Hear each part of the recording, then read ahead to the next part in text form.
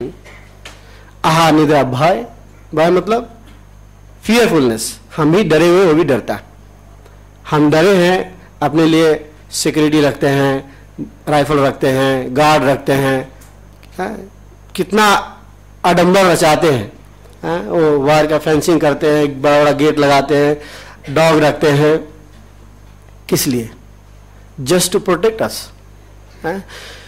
उसके बाद एक कुत्ता भी है, उसको मारने जाइए वो भी दौड़ेगा आपको काटने के लिए। अपनी रक्षा करना जानता है वो भागेगा, चाहे काटेगा, चाहे भौंकेगा, कुछ न कुछ करके अपनी रक्षा करेगा।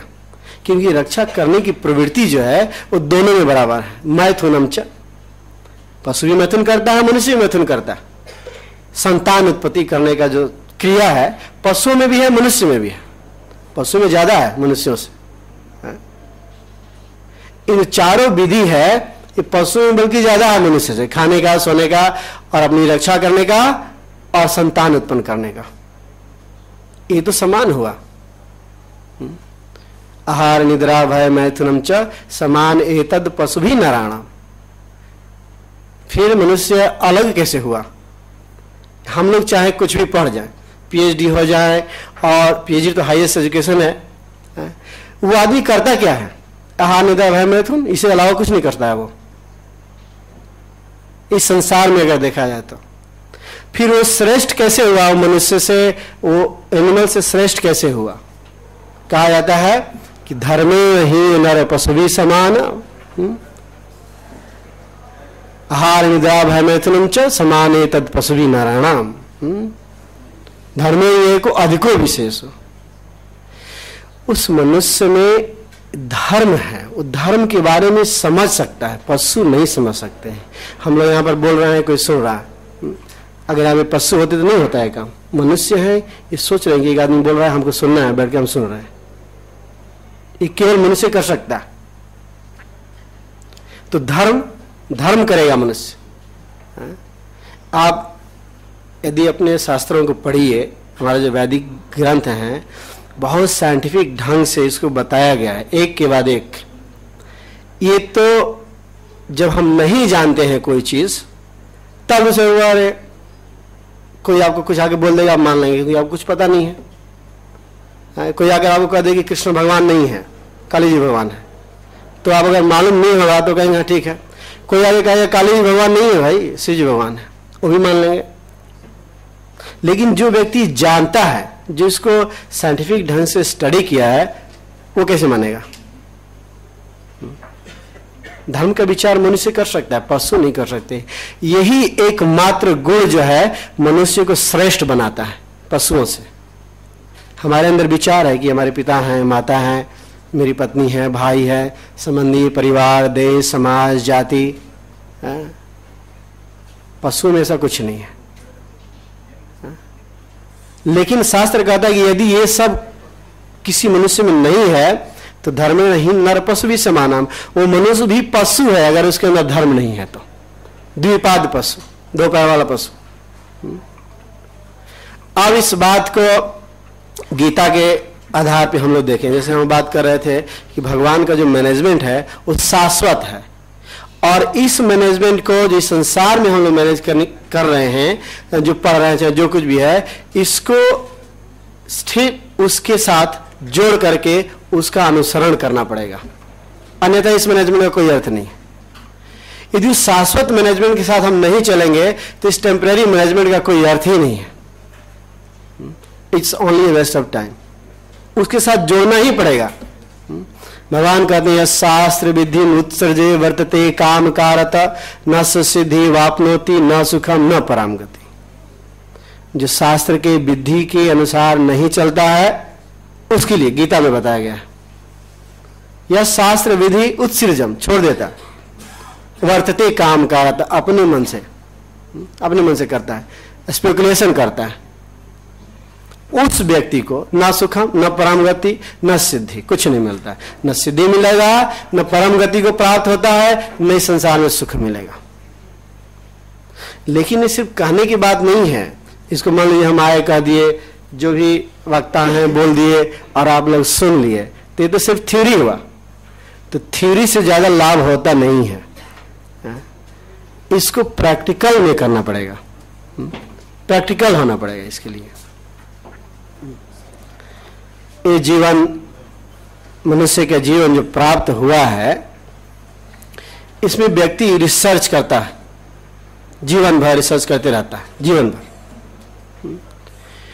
एक प्रैक्टिकल नॉलेज प्रभुपाद जी कहा करते थे। अभी कुछ दिन हम लोगों की सोसाइटी की तरफ से एक पत्रिका निकलता है जिसका नाम है बैक टू गॉड हेड। कुछ लोग, आप लोग जानते भी होंगे बैक टू गॉड हेड। तो उसमें साइंस के ऊपर बात बताई गई है। तो प्रभुपाद जी ने कहा कि the truth is always same, उसका हेडलाइन भी था। ट्रूथ जो है हमेशा समान होता है। साइंस में क्या है, आज एक साइंटिस्ट आया और उसने कुछ रिसर्च किया और कुछ समय के बाद उसका जो भी डिसीजन है वो आउटडेटेड हो जाता है, फिर दूसरा आता है, तीसरा आता है, ये चलता रहता है। वो फिर ट्रुथ किधर हुआ? भागवत गीता, भागवत गीता के बारे में आप पढ़िए, चौथे अध्याय में भगवान कहते हैं इमं विश्वस्ते योगम प्रत्यवाहनम अव्ययम। ये जो ज्ञान है अर्जुन तुमको आज मैं दे रहा हूं, करोड़ों साल पहले मैं सूर्यदेव विवस्वान को दिया था। ये आज का ज्ञान नहीं है जो मैं बता रहा हूं। इस ज्ञान को मैं करोड़ों साल पहले दिया था, वही ज्ञान अभी सयवाय मया तद्यम जोग प्रोक्त पुरातनम, मैं उसी ज्ञान को फिर से दे रहा हूं। ऐसा नहीं कि बीच में वो जो दिया था वो बदल गया, अभी जो दिया वो बदल गया। इस संसार में कोई भी व्यक्ति परफेक्ट नहीं है, सबके अंदर 4 प्रकार की त्रुटि बताई गई है और ये श्रीपाद शंकराचार्य के द्वारा बताया गया। उन्होंने अपने गीता भाष्य में लिखा कि कोई भी मनुष्य, खास करके मनुष्य, उसके अंदर 4 प्रकार की त्रुटियां होती हैं। एक तो है चीटिंग प्रोपेंसिटी, वो धोखा देगा। संसार में कोई भी व्यक्ति ऐसा नहीं है जो धोखा नहीं देता है, निश्चित आप एनालाइज करके देख सकते हैं। चीटिंग प्रोपेंसिटी और इल्यूजन, सब इल्यूजन में पड़े हुए। और senses are imperfect, our senses जो है, इंद्रिय अपूर्ण है। भ्रम प्रमाद विप्रिलसा करना पाठ हो। चीटिंग प्रोपेंसिटी, मिस्टेक, चौथा मिस्टेक, मिस्टेक करेगा, इल्यूजन में है, और सेंसेज आर इम्परफेक्ट। अब इसमें से एक लीजिए, सेंसेज आर इम्परफेक्ट। हम लोग साइंस पढ़ रहे हैं, हम सब साइंस के स्टूडेंट हैं। हम लोग सूर्य को देखते हैं, रोज देखते हैं कि नहीं? सब लोग देखते हैं सूर्य को। तो क्या देखते हैं? अगर आपसे कहा जाए कि सूर्य को देखकर उनका डायमीटर लिखिए, तो क्या लिखेंगे? कि सूर्य एक थाली के बराबर है या जैसा भी है। लेकिन उसी को आप साइंस और आध्यात्मिक ग्रंथों के दृष्टि से देखेंगे तो सूर्य तो उससे बहुत बड़ा है कि नहीं? यदि सूर्य बहुत बड़ा है अगर साइंस के दृष्टि से, तो आपकी इन आंखों का क्या उपयोग है? फिर तो गलत है। इसे क्या है? कान से हम सुन रहे हैं।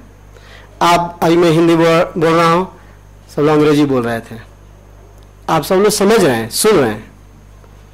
लेकिन कोई अगर फारसी बोलना शुरू कर दे तो आप सुनेंगे जरूर, लेकिन समझ में नहीं आएगा क्या बोल रहा है। तो फिर इस कान का क्या महत्व है?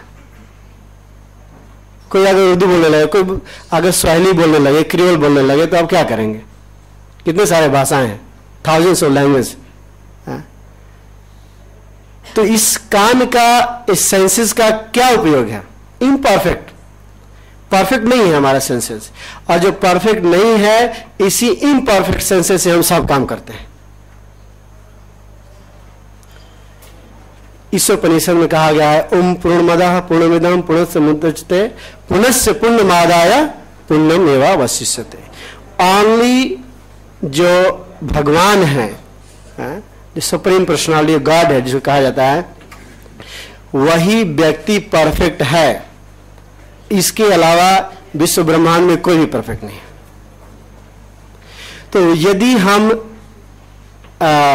अपूर्ण हैं तो हमें परफेक्ट का सहारा लेना बहुत जरूरी पड़ेगा।